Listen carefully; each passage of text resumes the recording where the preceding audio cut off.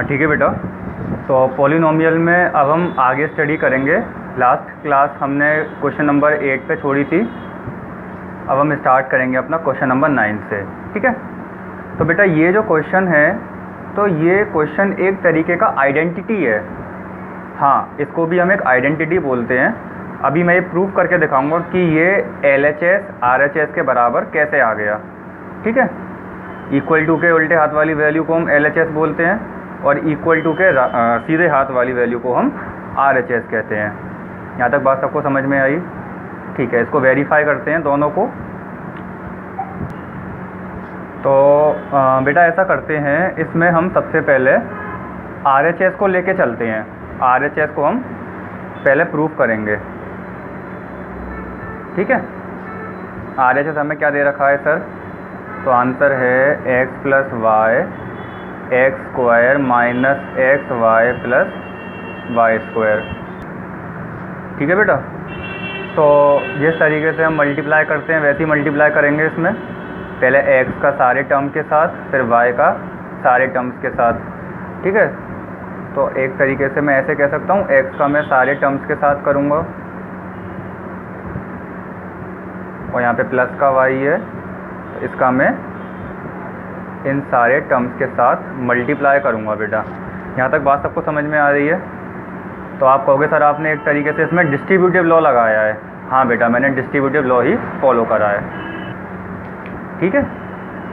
Multiply करो इसको, x को अंदर करेंगे तो x cube minus x square y plus x y square y x square, ये माइनस हो जाएगा, माइनस का एक्स वाई स्क्वायर प्लस का वाई क्यूब। ठीक है बेटा। यहाँ तक किसी को कोई दिक्कत नहीं है? देखो कुछ वैल्यू कट रही है कोई सी? हाँ, ये एक्स स्क्वायर वाई, ये एक्स स्क्वायर वाई, ये कैंसिल हो गए और ये भी कैंसिल हो गए। बचा क्या हमारे पास? X cube plus y cube. ठीक है। ये बात सबको समझ में आई? ये हमने क्या प्रूव कर दिया? LHS। तो यहाँ से हमने करा क्या बेटा? यहाँ से हमने RHS को लेके चले और RHS की मदद से हमने LHS को प्रूव कर दिया बेटा। सिंपल था यहाँ तक। तो ये एक आइडेंटिटी होती है, इसको हमें बाय हार्ट याद करना है बेटा। कि कहीं पे अगर दो नंबर का आपको क्यूब दे रखा हो, क्या दे रखा हो? क्यूब दे रखे हों, तो हम उसको इस फॉर्म में क्या करते हैं? एक्सपेंड करते हैं बेटा। जैसे अभी हम क्वेश्चन करेंगे तो सब समझ में आएगा। ठीक है ना। चलो सब ध्यान देंगे बेटा सेकंड पार्ट पे इसके। तो इसमें क्या है, हमें इसको ये प्रूव करना होता है, मतलब इसकी वैल्यू इसके बराबर होती है। अब कैसे होती है वो भी समझ लेते हैं एक बार। आप कहोगे सर ये भी आइडेंटिटी है, तो हाँ ये भी आइडेंटिटी है। ठीक है। तो इसमें भी मैं RHS लेके चल रहा हूँ, पहले RHS साथ में लेके चल रहा हूँ। X minus y x square plus x y plus y square. ठीक है। अब आप कहोगे सर जैसा आपने ऊपर करा था ना वैसा ही हम यहाँ करेंगे कि पहले तो x का मल्टीप्लाई ये सारे नंबर्स के साथ होगा, फिर माइनस y का मल्टीप्लाई इस वाले टर्म्स के साथ होगा। ठीक है। ये बात सबको क्लियर है? Distributive law. अब मल्टीप्लाई करो, x cube plus x square y plus x y square minus y का सब में मल्टीप्लाई हो जाएगा, तो माइनस का x square y minus x y square minus का वाई क्यूब। यहाँ तक बात सबको समझ में आई? नॉर्मल कैलकुलेशन है, plus minus multiply divide, normal. ठीक है। अब कुछ कट रहा है क्या? हाँ कट तो रहा है सर, ये अपोजिट साइन कट गए, एक्स वाई स्क्वायर ये कट गया, प्लस का ये माइनस का, बचा क्या? X cube minus y cube. ये हमने क्या प्रूव कर दिया? LHS, hence proof. ये बात समझ में आई बेटा? ठीक है। अगर ये बात सबको क्लियर है, अगर ये प्रूफ सबको क्लियर है, तो इसके बेस पे अब हम करेंगे क्वेश्चन नंबर 10। ठीक है। चलो अब क्वेश्चन नंबर 10 का फर्स्ट पार्ट देखते हैं। तो हमें इसको क्या करना है? क्वेश्चन के अकॉर्डिंग टू क्वेश्चन हमें इसको फैक्टराइज करना है बेटा। इसके हमें क्या निकालने हैं? फैक्टर्स निकालने हैं। तो ठीक है, इसमें कौन सी आइडेंटिटी लगेगी? तो आप कहोगे कि सर ऐसी भी एक आइडेंटिटी होती है जिसमें दो टर्म्स का क्यूब दे रखा होता है। इससे पहले वाला जो हमने सीखा था ये रहा, है ना, दो टर्म्स का यहाँ पे हमें क्यूब दे रखा था। अब यहाँ पे हम इसको उसी फॉर्मेट में लिखेंगे जैसा हमने आइडेंटिटी में लिखा था बेटा। देखना ध्यान से, समझना कैसे। मुझे सबसे पहले ये बताओ कि 27y क्यूब किस नंबर का क्यूब है? ये किस नंबर का परफेक्ट क्यूब है? तो आंसर है, देखो 27 को तो हम लिख सकते हैं 3 का क्यूब, हाँ या ना? सर लिख सकते हैं, बिल्कुल लिख सकते हैं। और y क्यूब किसका होता है? सर वो भी y का क्यूब, मतलब y इंटू y लिखते हैं y क्यूब को हम, है ना। और देखी जाए तो 27 को भी हम 3 इंटू 3 लिखते हैं। तो सर अगर ये शायद से हमें 3y का होल क्यूब दिख रहा है। बिल्कुल आपने सही पकड़ा। देखो अगर आप 3y का होल क्यूब ओपन करोगे तो 3 3 से 9 3 से 27 और y इंटू y क्यूब, ये बन के आएगा हमारे पास। ये स्ट्रेटजी याद रखना ये वाली, ठीक है। ऐसे ही सर 125 तो 5 का क्यूब होता है, तो ये हमारे हिसाब से 5z का होल क्यूब हो जाना चाहिए। बहुत बढ़िया।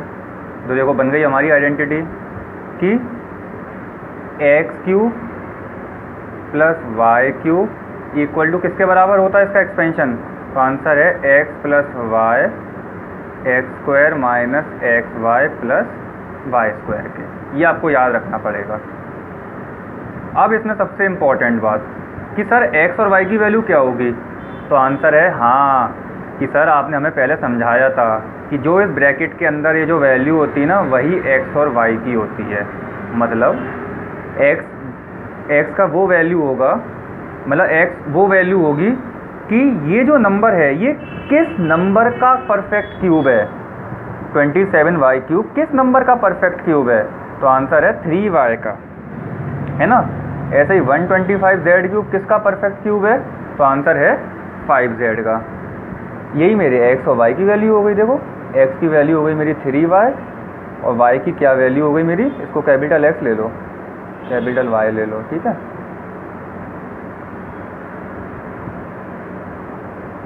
तो इसकी वैल्यू हो गई मेरी 5z। अब मुझे क्या करना है? मुझे ये उठा के सीधे इसमें रखनी है, वैल्यू रख दो। ये हो जाएगी x की जगह मैंने 3y रखा, y की जगह मैंने 5z रखा, ठीक है। और x स्क्वायर का मतलब हो गया 3y का स्क्वायर माइनस xy 3y, यहाँ कर दे रहा हूँ मैं 5z प्लस वाई स्क्वायर, ठीक है। यहाँ तक क्लियर है बात सबको? इसको थोड़ा सा और बड़ा करके लिख देते हैं, 3y प्लस 5z, ये 3y का स्क्वायर माइनस x की वैल्यू क्या है 3y, y की वैल्यू है 5z और ये 5z का स्क्वायर। अब सही है ना? अब क्या करें सर? अब इसको एक्सपेंड कर दो, मतलब ओपन करो, मल्टीप्लाई नहीं करना अंदर, हमें फैक्टर्स निकालने हैं। तो ये हो जाएगा 9y square minus 15yz plus 25z square, ठीक है बेटा। समझ में आया बात कि हमें सबसे पहले इसको इस फॉर्म में लेके आना है कि ये नंबर किस नंबर का परफेक्ट क्यूब है। तो मुझे पता चल गई ये इसका और इसका परफेक्ट क्यूब है। तो जिस नंबर का परफेक्ट क्यूब होता है बेटा, वही हमारी x और y की वैल्यूज़ होती हैं। क्लियर है बात? ये स्ट्रेटजी सबको याद रहेगी। तो बेटा मालूम है, इसी तरीके से जैसे हमने फर्स्ट करा है ना, सेम उसी तरीके से सेकंड पार्ट होगा। यहाँ पे प्लस है, यहाँ पे माइनस है, तो माइनस के लिए एक अलग आइडेंटिटी थी हमारी, माइनस के लिए हमारी ये वाली आइडेंटिटी यूज़ हो जाएगी, बस। बाकी सब एज इट इज सेम रहेगा। क्लियर है बात सबको बेटा यहाँ तक? ठीक है बेटा, तो अब हम स्टार्ट कर रहे हैं अपना क्वेश्चन नंबर 11। वेरी इंपॉर्टेंट वाला क्वेश्चन है बेटा, वेरी इंपॉर्टेंट वाला क्वेश्चन, ठीक है। एक आइडेंटिटी होती है हमारे पास x cube plus y cube plus z cube minus 3 x y z is equal to इसके जो फैक्टर्स होते हैं वो होते हैं बेटा, ध्यान से समझना इधर, x plus y plus z, x square plus y square plus z square minus x y minus y z minus z x.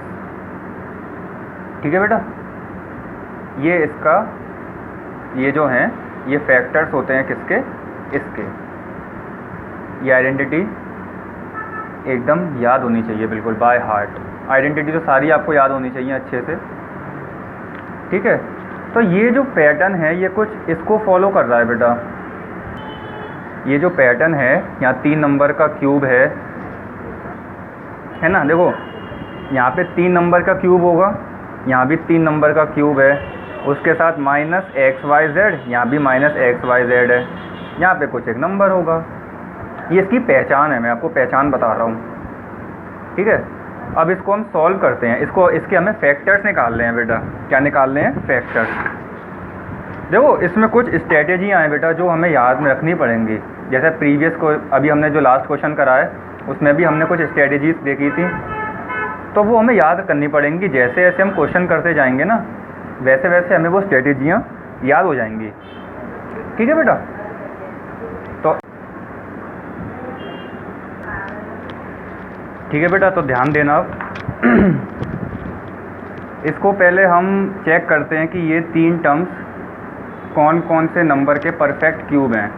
तो मेरे हिसाब से बेटा ये जो नंबर है पूरा, ये मुझे लग रहा है कि ये 3x का होल क्यूब है। सर बिल्कुल सही बात है। और सर y क्यूब तो सर y का ही क्यूब होगा। ऐसी z जो है वो मतलब जो z क्यूब है वो z का होगा क्यूब। ये 3 नंबर हमने फाइंड कर लिए अच्छे से, माइनस। अब मैंने क्या करा, ये अब मैंने यहाँ पे लिखा 3। ठीक है, क्योंकि मुझे आइडेंटिटी याद है ये 3। अब यहाँ पे आएगा x y z। x की जगह मैं क्या नोट करूँगा, x मतलब हाँ कि वो नंबर, ये नंबर किस नंबर का परफेक्ट क्यूब है। तो आंसर है 3x का। ठीक है, y की जगह क्या आएगा, y, और z किसका परफेक्ट क्यूब है, z का। ठीक है, बन गया a cube plus b cube plus 3 cube, a cube plus b cube plus c cube minus 3abc। बन गई फॉर्म। आप x को ऐसा करो, इसको a से रिप्लेस कर लो, इसको y से कर लो, इसको c से कर लो। जहाँ जहाँ पे x y z है वहाँ पे abc आ जाएगा। ठीक है, रिप्लेस कर लिया हमने बस x को y और z को abc से। तो यहाँ से ज़रा मुझे बताना अब abc की क्या वैल्यू होंगी। तो आंसर है सर a की वैल्यू होगी 3x। समझते हुए चलना ध्यान से। b की वैल्यू होगी मेरी y, c की वैल्यू होगी मेरी z। ठीक है, यहाँ तक बात सबको क्लियर है। तो मैं आइडेंटिटी लिखूँगा a क्यूब, फिर से लिख रहा हूँ मैं, a cube plus b cube plus c cube minus 3abc equal to a plus b plus c a square b square plus का c square minus ab minus bc minus c है। ठीक है, बिल्कुल आप सही सोच रहे हो कि सर आपने एक्स वाई जेड को abc लिख लिया। ठीक है, अब कुछ नहीं करना, मुझे यहाँ पे सिर्फ वैल्यू रखनी है बेटा। क्या रखनी है? वैल्यू मुझे यहाँ पे पुट करनी है abc की। a की जगह क्या है 3x plus y plus z। अब a की जगह रखो 3x स्क्वायर, ये y स्क्वायर, b की जगह, c की जगह z स्क्वायर प्लस माइनस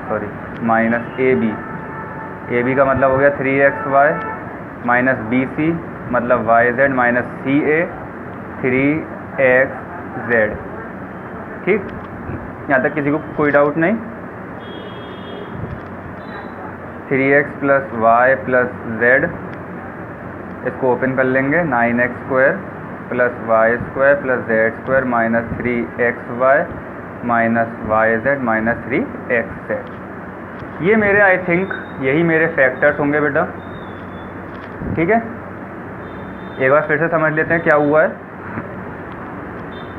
हमारे सामने क्वेश्चन आया 27x³ + y³ + z³ - 9xyz। तो हमने इसको पहचाना कैसे कि इसमें ये वाली आइडेंटिटी लगनी है। तो आंसर है सर यहाँ पे 3 नंबर का क्यूब दे रखा है। कितने नंबर से क्यूब दे रखे हैं? 3, 1 2 3। उसी से मैं पहचान जाऊँगा कि यहाँ पे ये स्पेशल वाली आइडेंटिटी लगनी है ना, ये बी है। अब हमें सबसे पहले क्या बनाना है? हमें सबसे पहले ये चेक करना है कि ये और ये किस नंबर के परफेक्ट क्यूब हैं। हमने फाइंड कर लिया कि 27 क्यूब तो 3x का क्यूब है भाई, y क्यूब y का है, z क्यूब z का है। अब सर इसको कैसे बनाएं इस फॉर्मेट में? तो देखो यहाँ पे -3 आता है, हाँ सर आता है, -3 लिख लिया मैंने उठा के, कोई दिक्कत नहीं। अब x की जगह मतलब जो मैंने a की वैल्यू मानी थी 3x वो लिख दिया, b की जगह माना तो जो मतलब b की वैल्यू क्या थी y लिख दी, c की वैल्यू क्या थी z लिख दी। बन गई मेरी a + b a³ + b³ + c³ - 3abc बन गई। इसका एक्सपेंशन, इसका फैक्टर्स किसके बराबर होते हैं, मतलब इसका एक्सपेंशन किसके बराबर होता है? इसके बराबर।